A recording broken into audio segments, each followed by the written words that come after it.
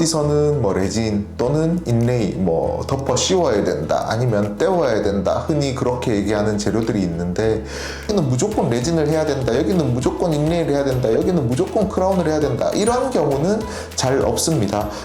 안녕하세요. 오늘은 이제 치과에서 충치 등을 치료를 할 때 여러 가지 재료들이 있는데, 어디서는 뭐 레진 또는 인레이 뭐 덮어 씌워야 된다, 아니면 떼워야 된다, 흔히 그렇게 얘기하는 재료들이 있는데, 너무 자세히는 말고 간단하게 부위별로 어떤 치료가 사용되고 있는지에 대해서 안내를 드리도록 하겠습니다.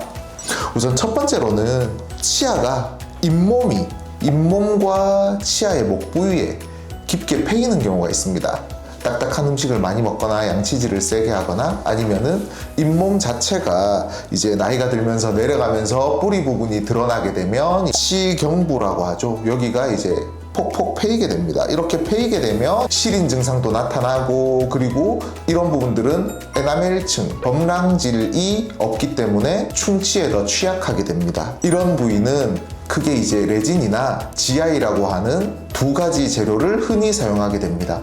GI 같은 경우는 보험이 되는 재료이고요. 레진 같은 경우는 보험이 안 돼서 금액이 조금 나올 수 있습니다. 그 두 개의 큰 차이는 이제 뭐 색상이나 물성 등이 있겠지만, 그런 부분들은 술자에 따라서 선호하는 재료가 있을 수 있고요. 이 그림에서 보면 이제 치경부가 많이 패여 있는데, 이 부분들은 레진으로 때우게 되면, 레진의 가장 큰 장점은 자연치랑 색깔이 거의 비슷해서 티가 별로 안 난다는 겁니다. 그래서 때워주게 되면 첫째로 이제 시린 증상도 개선이 될 수 있지만, 심미적으로 더 나아지는 부분도 있고, 더 좋은 점은 더 패이는 거를 막아주는 그런 장점도 있습니다. 항상 이제 떼어놓으면 너무 자주 떨어져요, 또 떨어져요. 근데 습관에 의해서 이렇게 패이는 부분이 많기 때문에, 이제 습관을 고치지 않으면 아무리 이렇게 잘 떼어놔도 치아가 패일 정도의 습관을 가지고 계신 분들이 있기 때문에 붙어있기가 쉽지 않은 경우가 있어요. 따라서 이제 습관 조절이 또 동반이 되어야 잘 떨어지지 않고 깨끗하게 유지되는 수복이 되겠습니다. 그래서 이런 부분들은 이렇게 레진으로 치료하는 케이스를 볼 수가 있고요. 또한 레진의 경우에는 다음 보이는 것처럼 까맣게 치아가 썩은 부위, 까맣게 썩은 부위가 있는데 분전면을 포함하지 않거나 범위가 많이 넓지 않을 때는 이렇게 이제 까만 부분을 제거를 하고 이제 레진으로 떼올 수가 있습니다. 사진에서 보는 것처럼 레진은 치아랑 색상이 거의 비슷하기 때문에 별로 티가 안 나죠. 티가 안 나는 장점도 있고, 또한 시술 시간도 짧습니다. 당일 내원으로 가능하기 때문에 뭐 여러 번 다음 약속을 잡고 올 필요 없이 이제 내원 당일에 바로 입안해서 치료가 가능하기 때문에 그런 것 또한 장점이라고 볼 수 있습니다.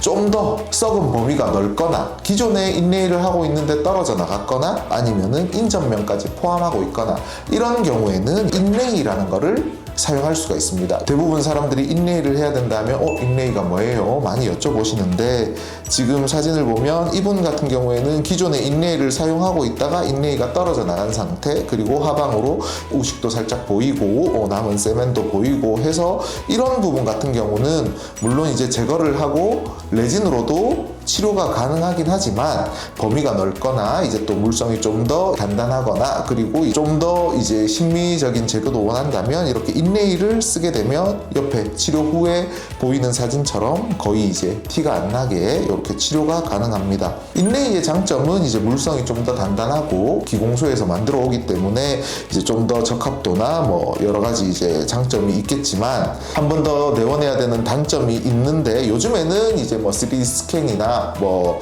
이제 3D 프린터 등으로 그 당일에 바로 인레이를 제작해서 붙일 수 있는 병원도 많이 있습니다. 다음 케이스처럼 범위가 굉장히 넓고 안쪽으로 충치가 많이 깊은데, 뭐 이런 것도 인전면을 포함하고 있지 않기 때문에 이제 레진으로도 가능하지만, 범위가 넓고 또 이제 힘을 많이 받는 부위이기 때문에 이렇게 이제 인레이로 치료를 하였습니다. 인레이를 치료를 하게 되면 자인치처럼 깨끗하게 이렇게 심미적인 치료도 가능하겠습니다. 이 다음 케이스 같은 경우에는 기존에 인레이가 되어 있었지만, 이게 색깔도 조금 많이 하얗고, 이게 재료가 뭔지 모르겠는데 물성이 많이 좀 약한 상태, 쉽게 깨지고, 뭐 예전에는 뭐 레진 인레이라든지 여러 가지 인레이를 많이 썼었는데, 요즘에는 이제 물성이 강한 인레이들을 많이 쓰고 있죠. 그래서 씹는 면에서 보면 금이 쫙 가 있고 깨져 나갔습니다. 이 인레이를 그대로 제거하고 다시 본을 떠서 인전면을 포함해서 이렇게 인레이로 수복한 케이스가 되겠습니다.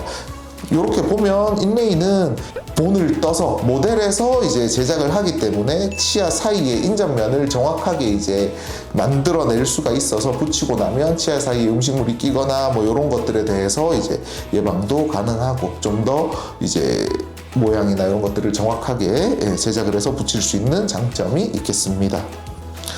이것도 마찬가지죠. 이분이 같은 분인데 반대쪽도 이제 비슷한 인레이로 이렇게 해놨었는데 이것도 깨져 나갔습니다. 그래서 이거는 이제 저희 치과에서는 이런 인레이는 사용하지 않고 이제 이맥스라고 그런 것들을 많이 쓰는데 깨진 인레이를 제거하고 다시 인전면과 깨져 나간 부분을 다 포함해서 새로 인레이로 수복을 한 케이스입니다. 이렇게 이제 인레이를 하게 되면 증상이 없다면 굳이 이제 신경치료하고 덮어 씌울 필요 없이 이런 치료들은 인레이로 가능하게 되겠습니다.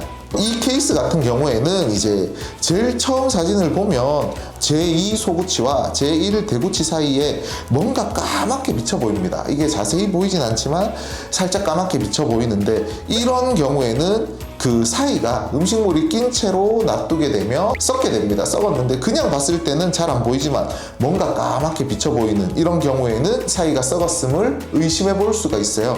그래서 이런 경우에는 이제 치근단 방사선 사진을 통해서 정확하게 썩었는지 범위를 확인할 수가 있고, 그 다음 술중 사진을 보면 제거를 했을 때 사이에 까맣게 썩어 있는 게 확인이 됩니다. 이렇게 인전면이 썩은 케이스가 인레이의 적응증이 되겠습니다. 이런 경우에 인레이를 하게 되면 좀 더 이제 정확하고 인전면을 잘 맞출 수 있는 그런 치료가 되겠고, 이게 한쪽만 썩은 게 아니라 제2 소구치의 뒤쪽과 제1 대구치의 앞쪽이 같이 이제 맞물리는 쪽이 썩어 있기 때문에 이 충치를 제거했을 때 큰 어금니 같은 경우에는 이 인레이를 위해서 팠을 때 썩은 면이 보이기 때문에 이 부분은 바로 충치를 제거하고 레진으로 떼우고, 나머지 부위는 이제 본을 떠서 인레이를 만들어서 붙여서 인전면을 정확하게 컨택을 형성해 주면서 마무리를 하였습니다. 이렇게 해서 본인이 보기에는 아프지도 않고 봤을 때 썩었는지 잘 모르겠는데 의사가 아니 요 사이에 썩어 있다, 이거는 파고 인레이를 해야 된다 했을 때 인레이 비용이 또 비싸요. 그렇게 되면 이 사람 내한테 사기치는 거 아닌가? 뭐 그렇게 생각하실 수도 있는데, 이렇게 봤을 때 인전면이 썩어 있으면은 이 썩어 있는 상태가 흔히 얘기하는 신경까지 감염이 되지 않는다면 특별한 증상이 없는 경우가 더 많습니다.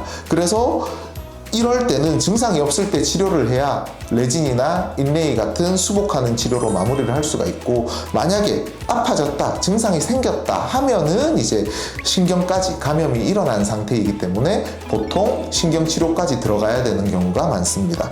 그래서 신경치료를 하게 되면 이제 덮어 씌우는 크라운 치료까지 가게 되겠죠.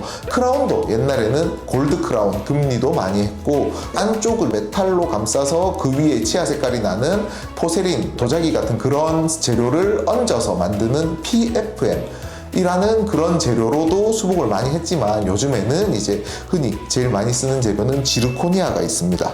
그래서 이 케이스를 보면 이제 금리도 여러 가지 보이고, 그리고 이제 치경부가 패이고 썩었는 부위도 많이 보이고, 그리고 앞니도 많이 썩었죠, 그죠? 그래서 앞니가 치은 밑에까지 썩어서 이제 거의 부러지기 직전인 치아들은 발치를 하고, 나머지 치아들은 이제 다듬어서 크라운으로 치료한 케이스입니다. 이렇게 지르코니아 같은 경우는 치아 색상도 나고 강도도 충분히 나오기 때문에 이런 경우에 쓰기 적합한 재료라고 볼 수 있습니다. 그래서 앞니는 이렇게 하면 티가 안 나게 잘 치료가 되고요. 그리고 술전 수루 잘 보시면 치경부 부위, 아까 얘기했던 치경부 부위도 까맣게 썩어 있거나 패여 있던 부분들이 깨끗하게 치료가 되어 있죠. 이런 부분들은 다 이제 레진으로 수복을 했다고 보시면 됩니다.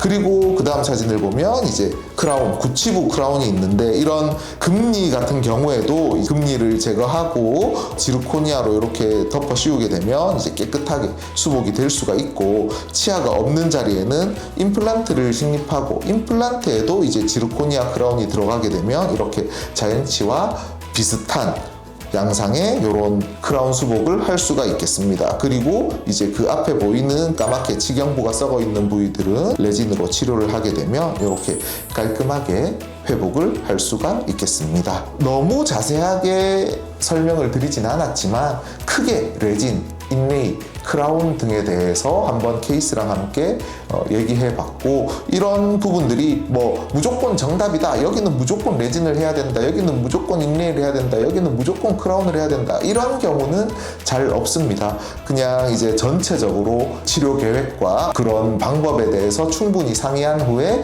같이 결정을 해서 치료를 받을 수 있도록 도움이 될 수 있는 영상이 되었으면 좋겠습니다. 감사합니다.